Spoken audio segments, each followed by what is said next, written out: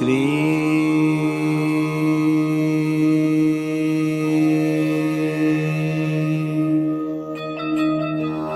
बाबा स्वामी नमो नमः।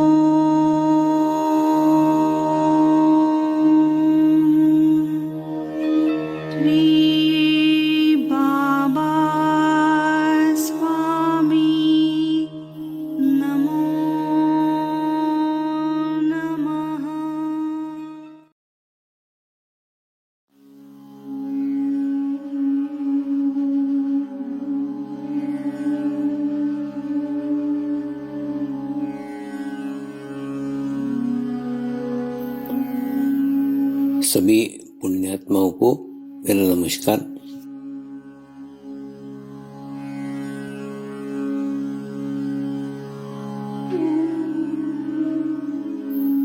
गुरुर्ब्रह्मा गुरुर्विष्णु गुरुर्देवो महेश्वरा गुरु साक्षात् परब्रह्म तस्मै श्री गुरुवे नमः।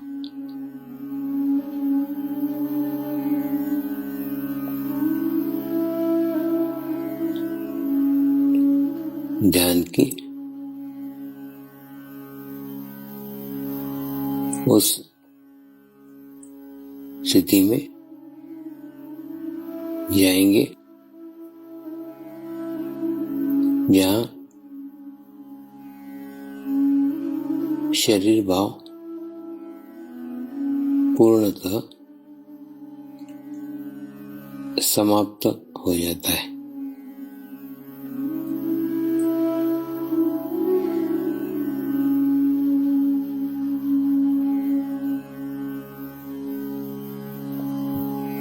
अपने पूरे शरीर को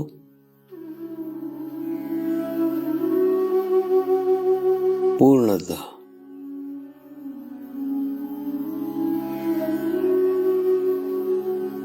शिथिल छोड़ देंगे,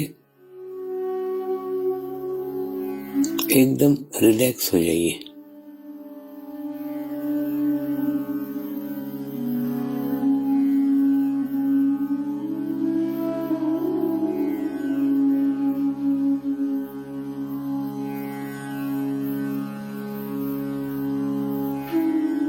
मेरे साथ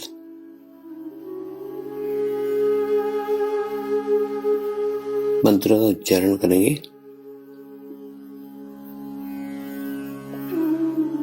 मैं एक पवित्र आत्मा हूँ।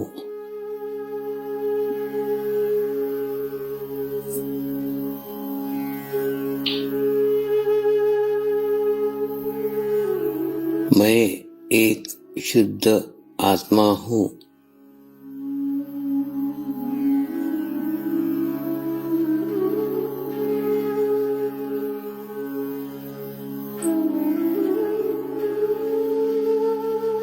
मैं एक पवित्र आत्मा हूँ।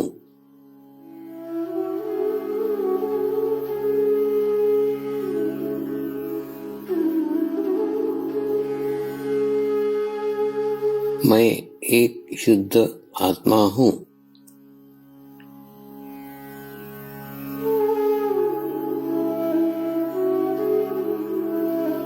मैं एक पवित्र आत्मा हूँ।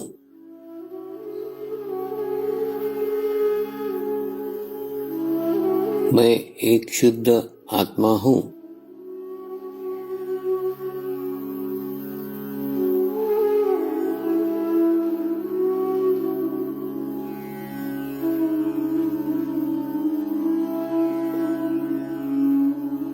अब इसी आत्मा भाव को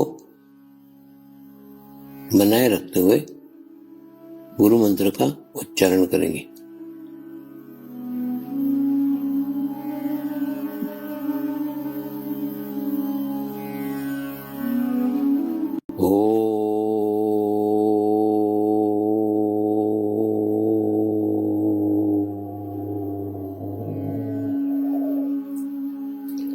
श्री शिव कृपानंद स्वामी नमो नमः।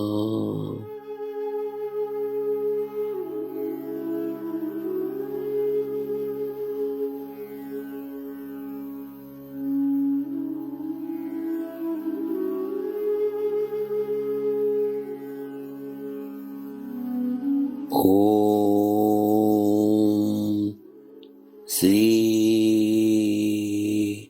शिव कृपानंद स्वामी नमो नमः।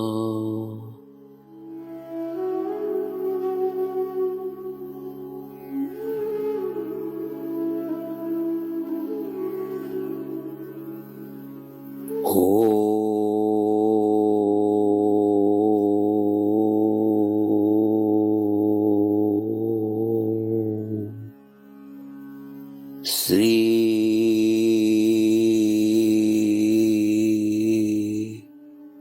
शिव कृपानंद स्वामी नमो नमः।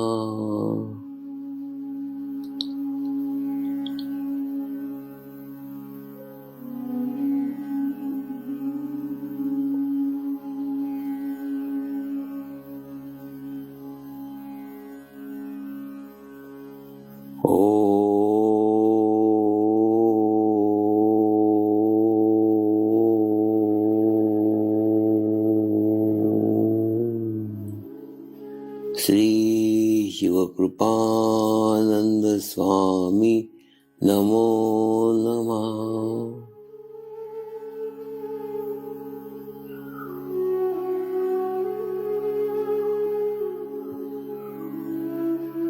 ओम श्री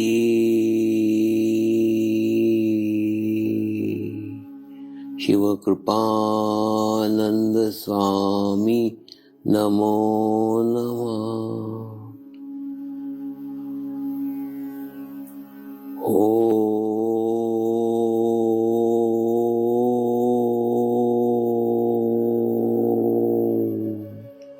श्री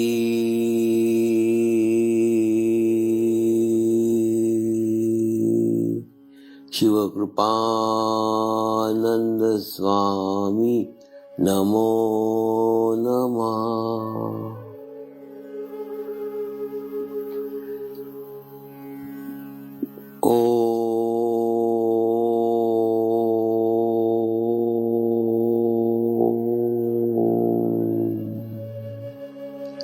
श्री शिव कृपानंद स्वामी नमो नमः।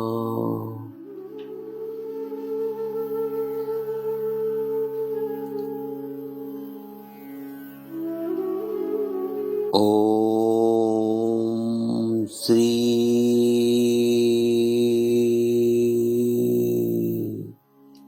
शिव कृपानंद स्वामी नमो नमः।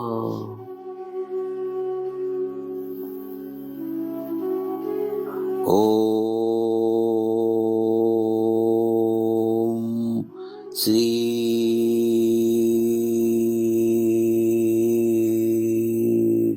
शिव कृपानंद स्वामी नमो नमः।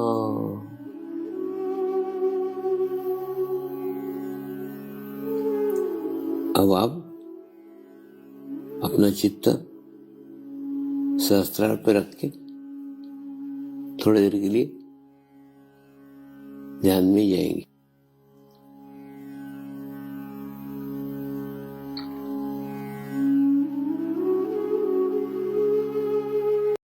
आए हुए सभी पुण्य आत्माओं को मेरा नमस्कार। आश्रम बन जाने के बाद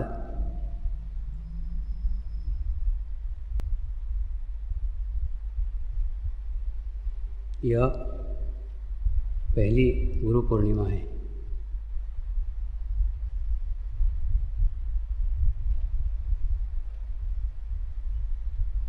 यानी स्थायित्व के बाद की यह पहली गुरु पूर्णिमा है।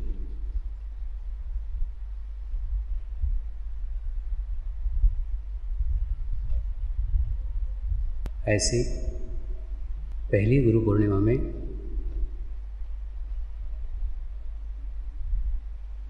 आप सभी का स्वागत है।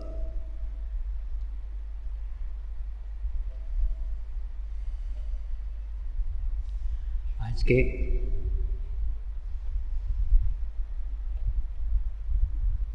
कार्यक्रम की शुरुआत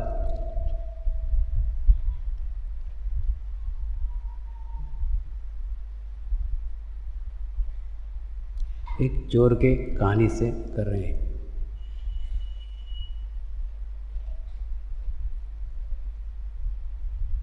मेरे बचपन में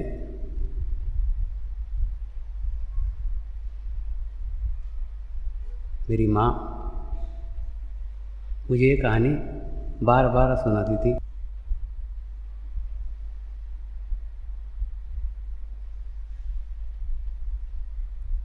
ये कहानी मुझे सुना करके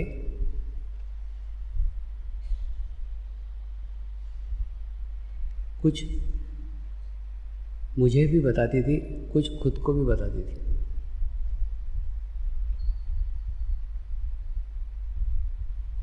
यानी वो सुनाती थी भी और सुनती भी थी।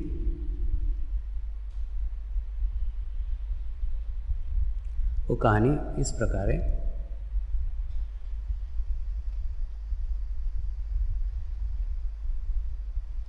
एक माँ को एक इकलौता लड़का था।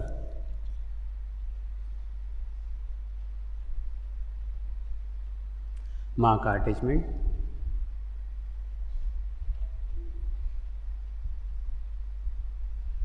इकलौता लड़का होने के कारण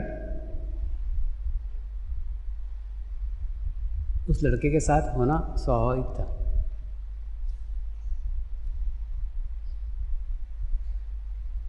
माँ उस बच्चे को बहुत लाड़ प्यार से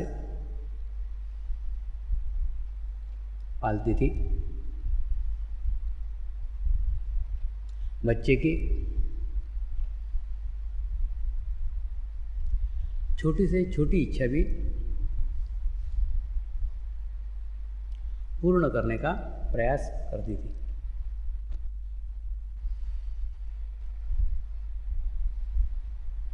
लेकिन कोई भी चीज़ जब अति में हो जाए तो अति सर्वत्र बुरा होता है, दोनों ही पक्षों के लिए।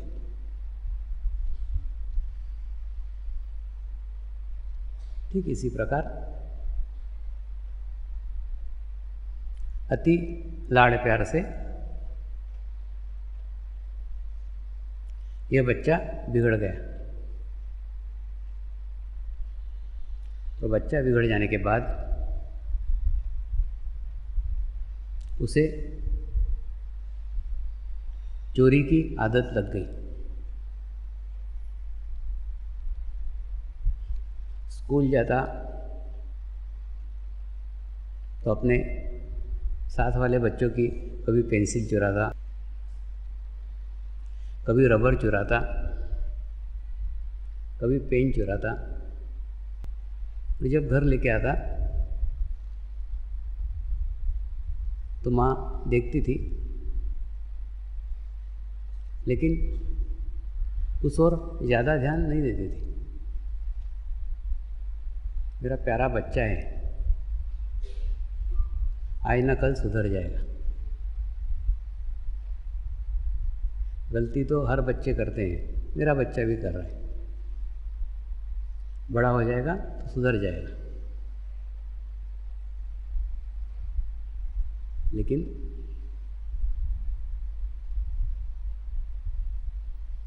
यह नहीं टोकने के कारण बच्चा जैसे जैसे बड़ा होने लग गया, वैसे वैसे उसकी चोरी की आदत बढ़ती चली गई। पहले खुद के घर में चोरियां करता था, बाद में अड़ोसी पड़ोसी के घर चोरी करता था, फिर मोहल्ले में चोरियां करता था, गांव में चोरियां करता था, प्रदेश में चोरियां करने लग गया।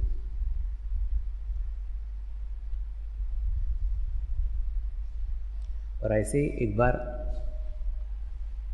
चोरी करने के लिए किसी सेठ के घर घुसा था, तो उस सेठ से इसकी हाथापाई हो गई और इसके हाथ से उस सेठ की हत्या हो गई।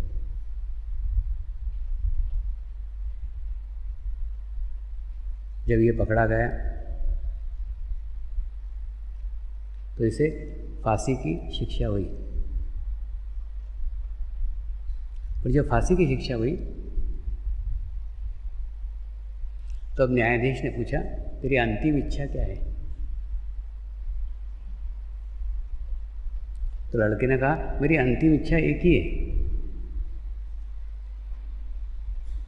मैं मेरे माँ को मिलना चाहता हूँ।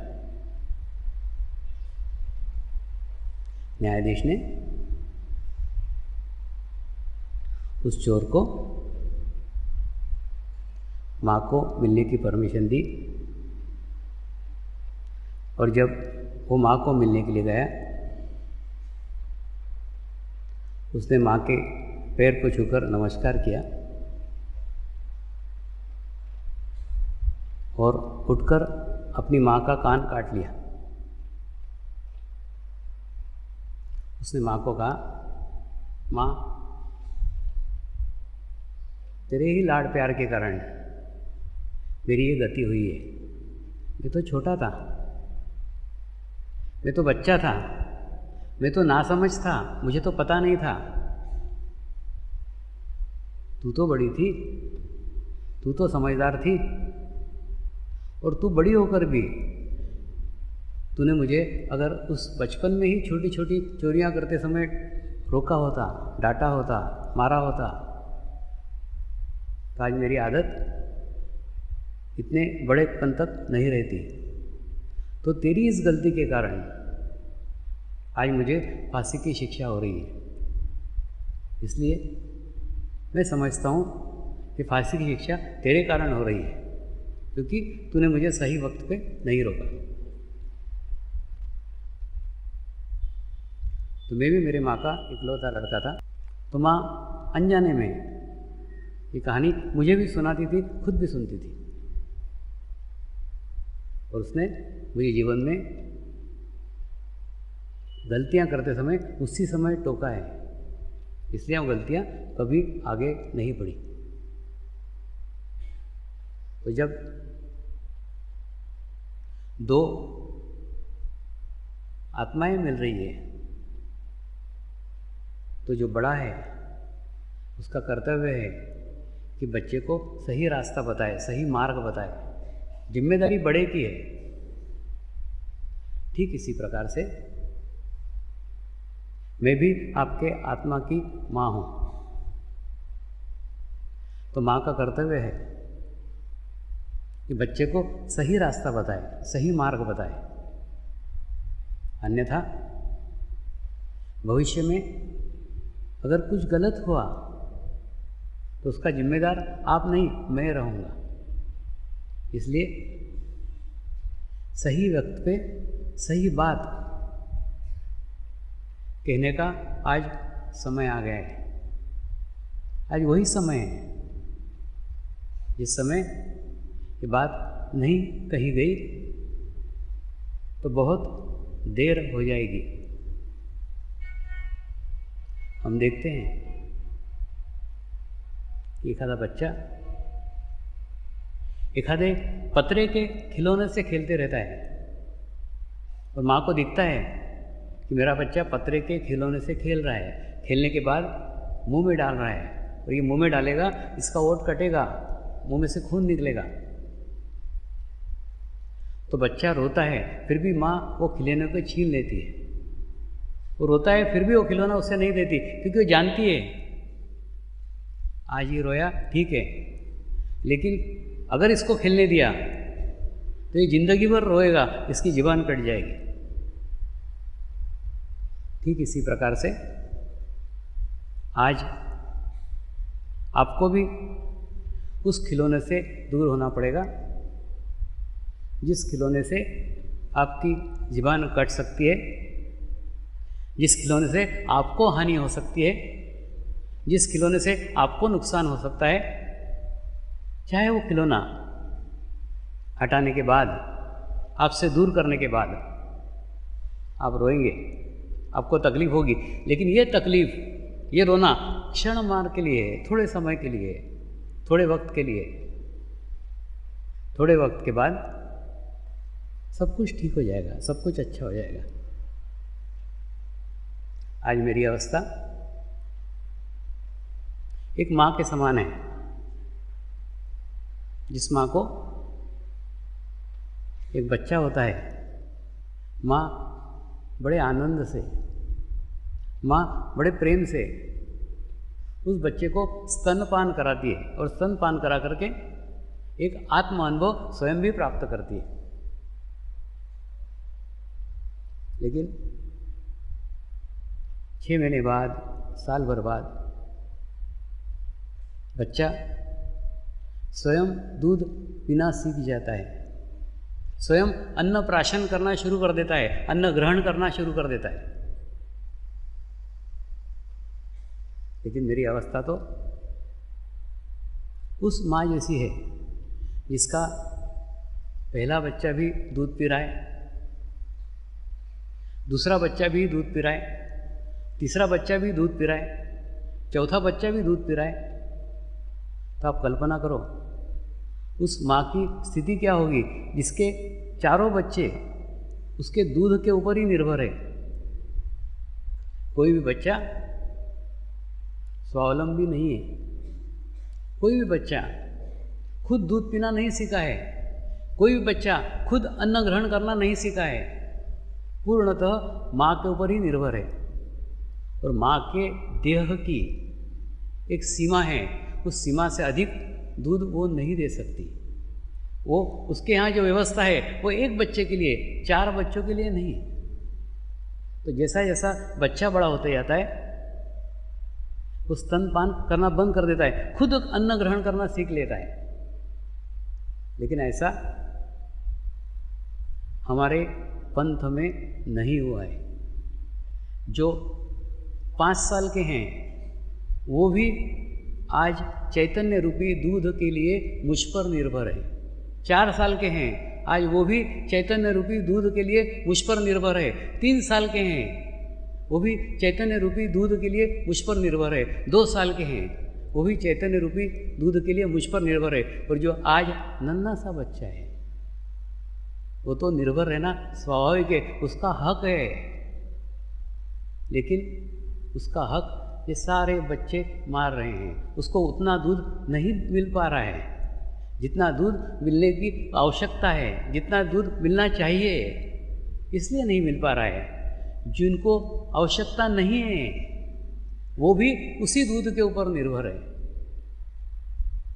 तो मेरा कहना यही है कि आप आत्मनिर्भर बनिए, आप स्वावलंबी बनिए और स्वावलंबी बन के खुद विश्व चेतना ग्रहण करना सीख जाइए। मुझ पर डिपेंड मत रहिए।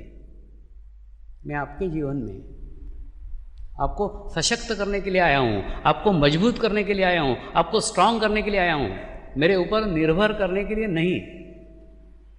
यह नाशवान देह की कोई सीमा है, उस सीमा के परे, सीमा के बाहर अगर आप उसका उपयोग करोगे तो उस देह को भी नुकसान है और आपका भी नुकसान है। आप भी डिपेंड होते चले जाएंगे। आवश्यकता है आपको आपके पैर पे खड़े रहने की, आवश्यकता है वाइब्रेशन स्वयं ग्रहण करने की। मैं एक माध्यम हूँ, मैं पूर्ण नहीं हूँ, मैं मीडिया हूँ। जैसे मैं बताता हूँ कि एक मकान है, उस मकान तक पहुँचने की अनेकों सीढ़ियाँ हैं और उन सीढ़ी में से एक सीढ़ी का सिलेक्शन, एक सीढ़ी को आपने जाना है, एक सीढ़ी को आपने पकड़ा है, एक सीढ़ी पे से आपने चलना शुरू किया है। तो सीढ़ी ही मकान कभी नहीं होती। सीढ़ी सीढ़ी है, मकान मकान है। अगर मकान तक पहुंचने का है तो सीढ़ी को छोड़ना ही होगा। जब तक आप सीढ़ी पे बैठे रहोगे, जब तक आप सीढ़ी को चिपके रहोगे, कभी मकान में जीवन में नहीं पहुंच सकते। आप कितने साल से सीढ़ी पे बैठे हो उसको कोई मायना नहीं है। आप 5 साल से बैठे हो, आप 4 साल से बैठे हो, आप 3 साल से बैठे हो, आप 2 साल से बैठे हो, कोई मायना नहीं है। आप कितने साल से सीढ़ी पे बैठे हो। अरे बैठे बैठे तो तुम्हारा भी जीवन व्यतीत हो जाएगा, सीढ़ी का भी जीवन व्यतीत हो जाएगा। कब आगे बढ़ोगे? एक ही तालान के ऊपर, एक ही सीढ़ी के ऊपर वहीं बैठे हुए, वहीं चिपके हुए हो। तो कृपा करके मुझसे चिपकना छोड़ दो, मुझे फ्री कर दो, आप भी फ्री हो जाओ और सीढ़ी से परे उठो। जो दिख रहा है वो नाशवान है, उसके परे झांकने की कोशिश करो, उसके ऊपर झांकने की कोशिश करो, उसके ऊपर देखने की कोशिश करो। वो देखने के लिए आपकी आंखें साथ नहीं दे सकती। जो मैं दिखाना चाहता हूँ, जो चाहता हूँ कि आप देखें, वो देखने के लिए आपकी आंखें पर्याप्त नहीं है। इसलिए कृपया आंखों का तो इस्तेमाल ही बंद कर दीजिए। आंखें धोखा है, जो नहीं देखना चाहिए वो दिखाती है, जो देखना चाहिए वो कभी नहीं देखने देती। दूसरा, ये सुनने की भी प्रक्रिया बंद कर दो, वो सुनाई नहीं आएगा। वो ब्रह्मनाद कभी सुनाई नहीं आएगा जब तक ये शब्द सुनते रहोगे। ये शब्द मायाजाल है, इन मायाजाल के शब्दों में आप मत पड़िए। आप उस ब्रह्मनाद को सुनिए जो सुनने के बाद में शब्द सुनने की आवश्यकता ही नहीं रहती। उस स्थिति तक जाने के लिए, उस अवस्था तक पहुंचने के लिए मैं चाहता हूं आप जाएं। तो मुझे भी पकड़ के मत रखो। मैं सीढ़ी हूं, मैं माध्यम हूं, मैं पूर्णत्व नहीं हूं।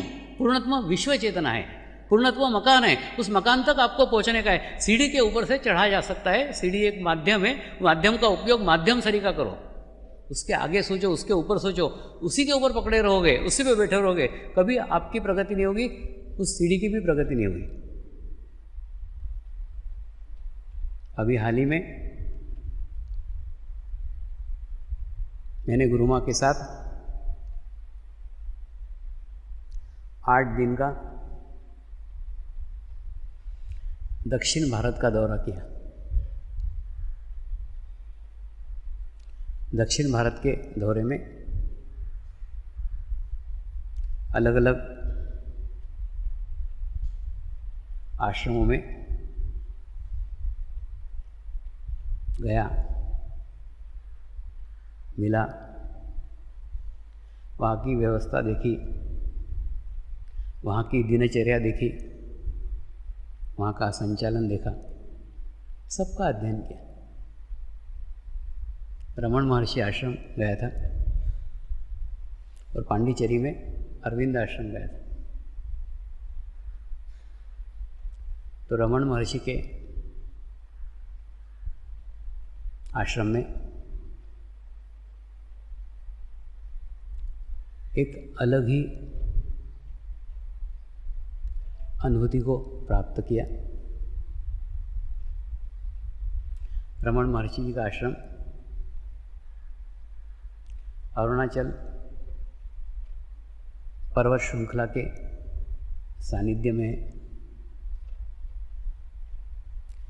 हम वहाँ पे सुबह 10 बजे 1 तारीख को पहुँचे और आश्रम में अंदर गया। अंदर जाके लेफ्ट साइड में जैसे ही मुड़ा, वहाँ उनकी समाधि थी और समाधि के पास मैं और गुरुमा एक दीवार को टिक करके समाधि के सामने बैठ गए।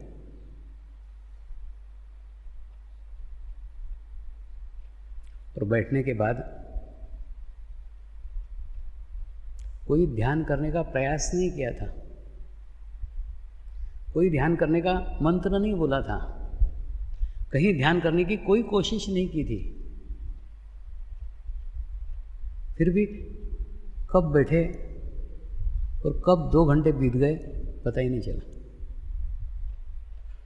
2 घंटे के लिए एक समाधि लग गई। इतने सुंदर वाइब्रेशंस, इतने सशक्त वाइब्रेशंस उस समाधि के पास महसूस हुए। फिर जब उठे तो उनके भोजन का टाइम भी समाप्त हो गया था। फिर भी गुरु माँ ने वहाँ पूछा, कोई भोजन के पास है क्या, कोई भोजन की व्यवस्था है क्या? तो उन्होंने कहा पास वगैरह तो कुछ नहीं है, अब कितने लोग हैं? 2 लोग हैं, आपकी व्यवस्था कर देते। उन्होंने व्यवस्था की, सामान्य जमीन पे बैठ के एक केले के पत्ते में उन्होंने खाना परोसा, वो प्रसाद के रूप में ग्रहण किया और पांडिचेरी आ गए। लेकिन उस घटना के बाद मेरे भीतर एक प्रश्न बार बार उठ रहा था और मेरे रात की नींद हराम हो गई। वो प्रश्न का उत्तर जब तक नहीं मिलता, जब तक मैं छटपटा रहा था। वो प्रश्न एक ही था, रमन महर्षि जी की मृत्यु कैंसर के कारण हुई थी। प्रश्न ये था, एक कैंसर पेशेंट के अगर आप पास जाओ, मिलने के लिए जाओ, तो आपकी चंद्र नाड़ी पूर्ण पकड़ जाएगी, चंद्र नाड़ी पूरी जकड़ जाएगी, लेफ्ट कंधे में दर्द होना चालू हो जाएगा।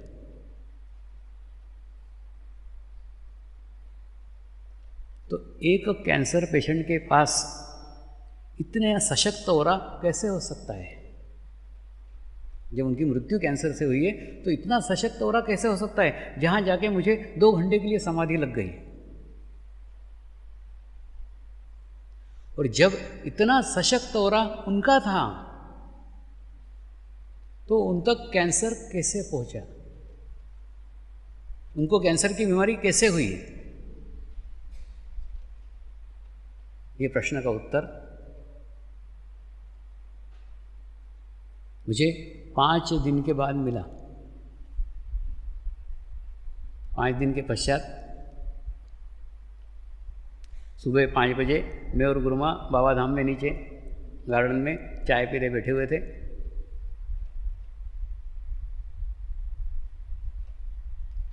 अचानक ही ध्यान लग गया और ध्यान में एक समाधान को प्राप्त हुआ। उस समाधान का उत्तर मुझे मिल गया था। और यही उत्तर सही है क्या, ये जब मैंने जानने की कोशिश की, फिर ध्यान लग गया। और ध्यान में से जैसे उठा वैसे ही मैं मेरे ऊपर के रूम में भागा, गुरुमा को लगाई, इनको कुछ तो भी एनर्जी आ रही है, वाइब्रेशंस आ रहे हैं, एकांत चाहते हैं। एकांत में गया, जो कुछ अनुभव किया वो अनुभव लिख डाला, 4 पन्ने में पूरा अनुभव लिख दिया। वो अनुभव ये था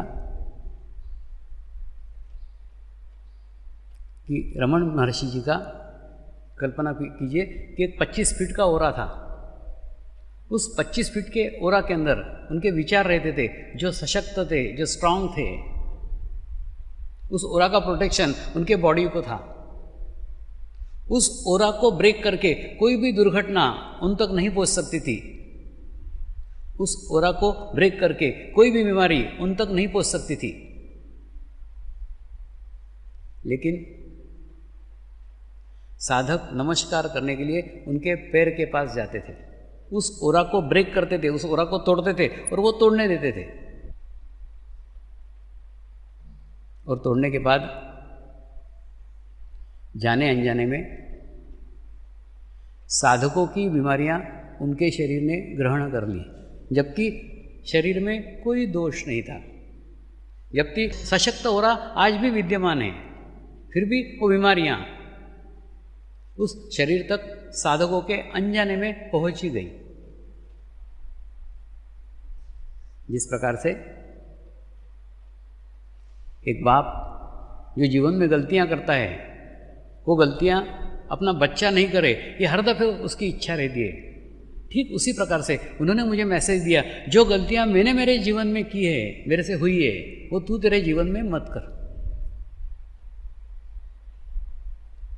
ये उसी प्रकार से है। जैसे कितना भी स्वस्थ व्यक्ति हो, कितना भी पहलवान व्यक्ति हो, उसका जहर का इंजेक्शन देके उसको तो मारा जा सकता है, उसकी स्किन, उसके बॉडी को प्रोटेक्ट कर रही होगी, लेकिन जब आप एक जहर का इंजेक्शन उसके अंदर डाल रहे हो तो जहर का इंजेक्शन तो जहर का काम करेगा ही। ठीक उसी प्रकार से ये प्रोटेक्शन तोड़ करके किसी का भी कोई भला नहीं है। पहली बात, जब आप पास जाके नमस्कार करते हो तो नमस्कार करने के बाद फिर 1 महीने बाद नमस्कार करते हो, तब भी आपको अच्छा लगता है, तब भी आपको प्रसन्नता लगती है। इसका अर्थ ये है कि पहली बार नमस्कार करके जो स्थिति आपने प्राप्त की थी वो 1 माह में आपने खो दी है। अन्यथा जो स्थिति प्राप्त हुई थी वही स्थिति तो 1 महीने बाद भी मिलेगी और मिल रही है, लेकिन उसके बीच में आपको अच्छा लग रहा है। अच्छा लग रहा है मतलब पहले खराब था, और पहले खराब इसलिए था क्योंकि महीने भर में वो स्थिति आपने गंवा दी। तो जो शक्तियाँ अर्जित करने के बाद आप संभाल कर रख ही नहीं सकते, उसको अर्जित करने की क्यों? उससे अच्छा है स्वावलंबी बनो, स्वयं की स्थिति के अनुसार चलो, और स्वयं की स्थिति के अनुसार चलने के बाद में जो प्रगति होगी, जो प्रोग्रेस होगा वो आपका होगा। आपके अंदर एक आत्मविश्वास निर्माण होगा कि ये ध्यान के अच्छे अवस्था के कारण मुझे स्थिति प्राप्त हुई है। सद्गुरु का शरीर एक मायाजाल है और उसके पास में हर दफे आपके स्थिति से अधिक देने की इच्छा सदैव रहती है, लेकिन आपका हाजमा अच्छा नहीं हो तो उसको आप पचा नहीं सकते। जैसे मैंने कल बताया था कि गुरु 7वें माले पे ले आके रख देता है, लेकिन 7वें माले की आपकी स्थिति होना चाहिए ना।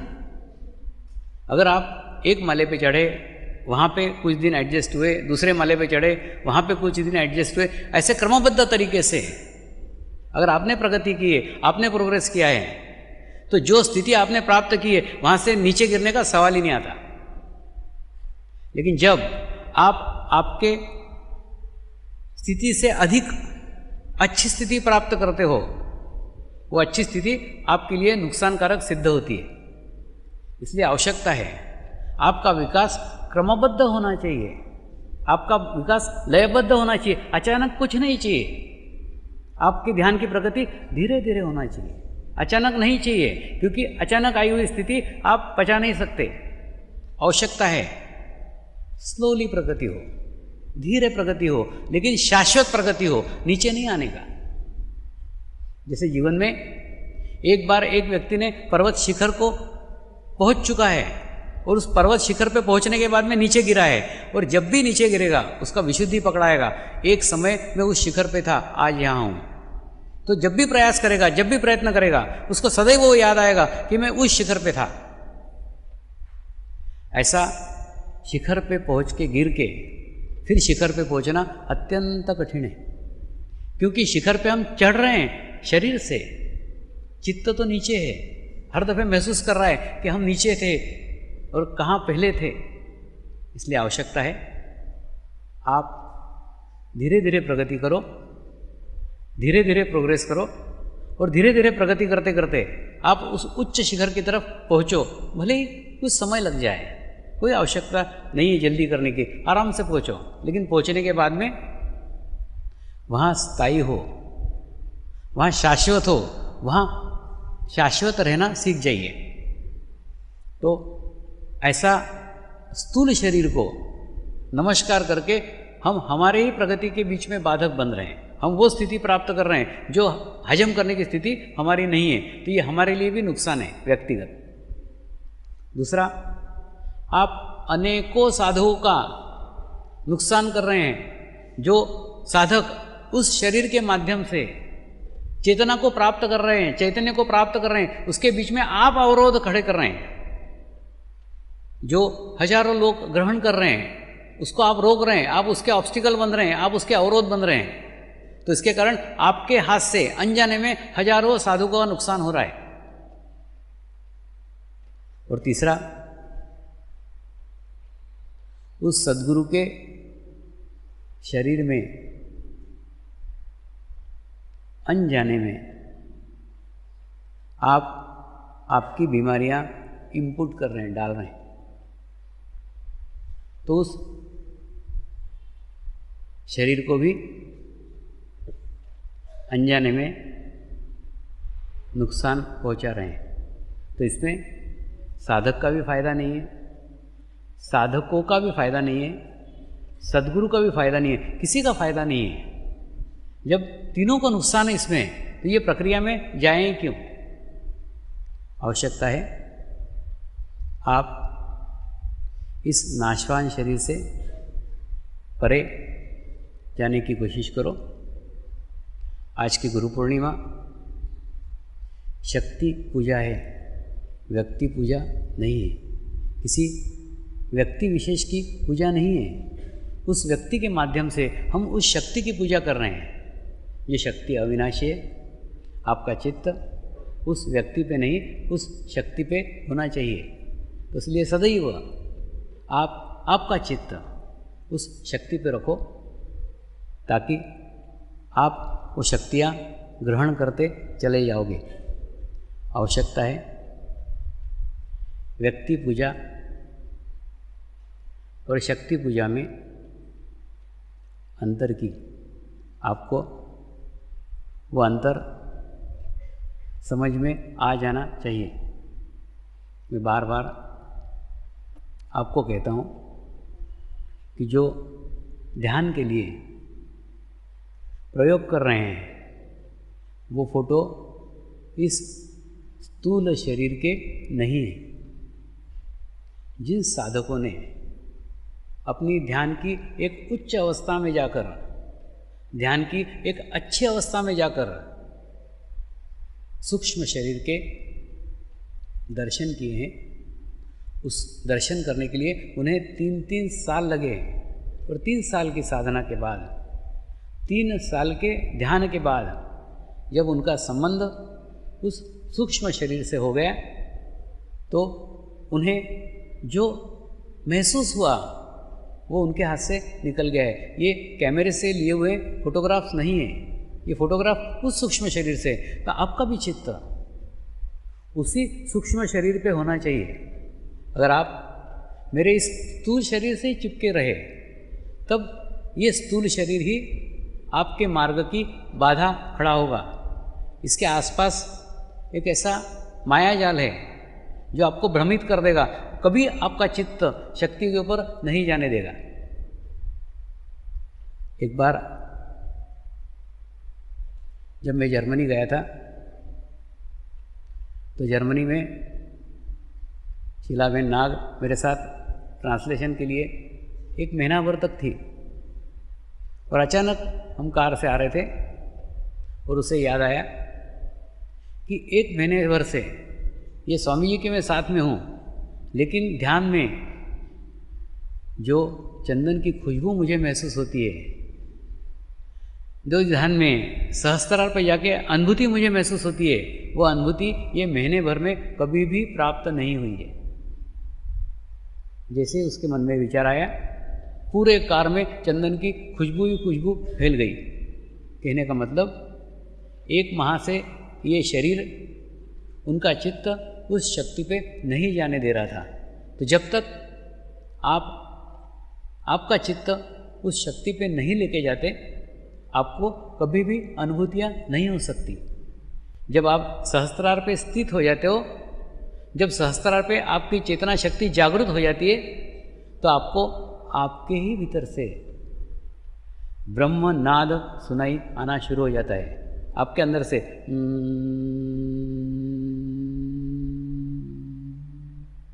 इस प्रकार का नाद गूंजने लग जाता है। और जब वो गूंजना शुरू हो जाए, तो आपको बाहरी कोई ज्ञान सुनने की आवश्यकता नहीं रहती। आपके ही उस मस्ती में आप आपके उस आवाज़ में मस्त हो जाते हो। आपको फिर बाहर से आया हुआ आवाज़ सुनने की कोई आवश्यकता नहीं रहती। बाहर से आया हुआ कोई भी व्यक्ति आपको बाधा निर्माण करता है, आपकी इच्छा करती है आपके आसपास कोई ना आए, क्योंकि जैसे ही आपके आभा मंडल में, जैसे ही आपके ओरा में कोई भी व्यक्ति प्रवेश करता है तो आपकी वो आवाज़, आपका ब्रह्मनाद सुनना बंद हो जाता है। इसलिए अगर आप उस आवाज़ को सुनना शुरू कर दो तो बाकी कोई ज्ञान बाहर से ग्रहण करने की आवश्यकता ही नहीं रहेगी। वो ब्रह्म ज्ञान, वो सजीव ज्ञान आपको दुनिया का सारा ज्ञान करवा देगा। लेकिन आप आपके भीतर के उस ब्रह्मनाद को सुन करके आनंदित होने के बजाय बाहर की आवाज़ें, नाशवान शरीर की बातें सुनने के आदी हो गए हो, तो कृपया आपका चित्त इन शब्दों से, सुनने से ऊपर लेके जाइए। आप अंतर्मुखी होइए और अंतर्मुखी होने के बाद आपको ही आपके भीतर की आवाज़, आपको ही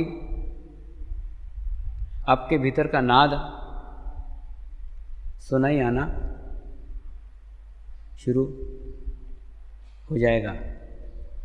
इसलिए गुरु पूर्णिमा का पर्व आपके जीवन में एक नया बदलाव लेके आए। आप व्यक्ति से शक्ति की तरफ परावृत्त हो, और ये परावृत्त करना मेरा कर्तव्य है, मैं नहीं चाहता। आप इस नाशवान शरीर को पकड़ करके बैठ जाओ। इस नाशवान शरीर को पकड़ करके कभी भी शाश्वत सत्य प्राप्त नहीं किया जा सकता है।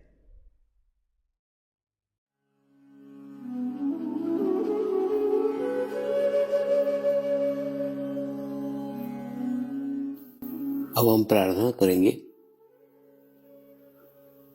सभी आत्माओं की आत्म उन्नति हो, आध्यात्मिक प्रगति हो।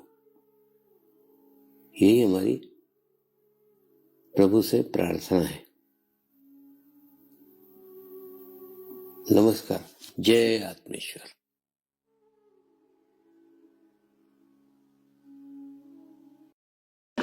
शांति पाठ करेंगे। ओम द्योः शांति अंतरिक्षगम शांति पृथ्वी शांति रापः शांतिरौषधयः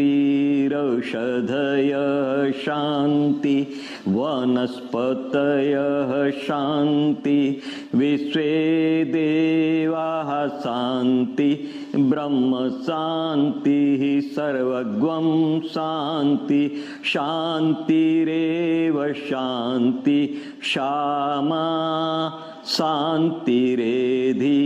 ओम शांति शांति शांति सर्वारिष्ट सुशांतिर्भवतु।